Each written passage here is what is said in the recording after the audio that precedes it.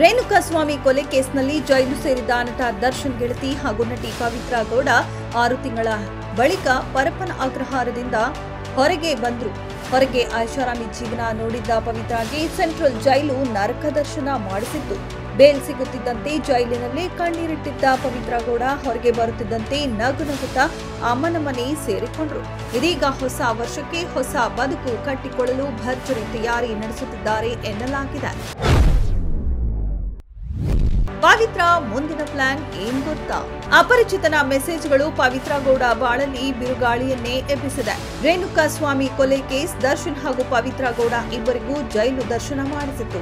Bale ಪಡೆದು ಹೊರಗೆ ಬಂದಿರುವ ಇಬ್ಬರು ಕೂಡ ತಮ್ಮ ಫ್ಯಾಮಿಲಿ ಜೊತೆ ಕಾಲ ಕಳೆಯುತ್ತಿದ್ದಾರೆ. ಇದೀಗ ಪವಿತ್ರಾ ಗೌಡ ಹೊಸ ವರ್ಷಕ್ಕೆ ಹೊಸ ಬದುಕಿನ ಆರಂಭದ ಯೋಜನೆ ಹಾಕಿಕೊಂಡಿದ್ದಾರೆ ಎನ್ನಲಾಗಿದೆ.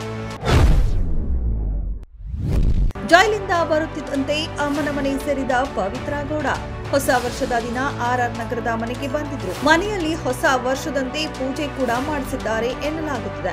ಬೆಂಗಳೂರಿನ ಬನಶಂಕರಿ ದೇವಸ್ಥಾನದಲ್ಲಿ ವಿಶೇಷ ಪೂಜೆ ಕೂಡ ಮಾಡಿಸಿದ್ದಾರೆ.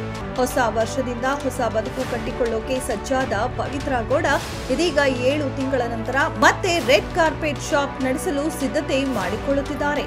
ಆರ್ಆರ್ ನಗರದಲ್ಲಿರುವ ಪವಿತ್ರಾ ಗೌಡ ಒಡೆತನದ ರೆಡ್ ಕಾರ್ಪೆಟ್ ಶಾಪ್ ಕೆಲವು ತಿಂಗಳಿಂದ ಬಂದ್ ಆಗಿತ್ತು. ಇದೀಗ ಪವಿತ್ರಾ ಶಾಪ್ ಓಪನ್ ಮಾಡುವ ಪ್ಲಾನ್ ನಲ್ಲಿದ್ದಾರೆ. ಧನುರ್ಮಾಸ ಮುಗಿದ ನಂತರ ರೆಡ್ ಕಾರ್ಪೆಟ್ ಓಪನ್ ಮಾಡಲು ಪವಿತ್ರಾ ತಯಾರಿ ನಡೆಸಿದ್ದು ಈಗಾಗಲೇ ಬಟ್ಟೆ ಅಂಗಡಿಗೆ ರಾ ಮೆಟೀರಿಯಲ್ ಖರೀದಿಯಲ್ಲಿ ಬ್ಯುಸಿಯಾಗಿದ್ದಾರೆ ಎನ್ನಲಾಗುತ್ತದೆ.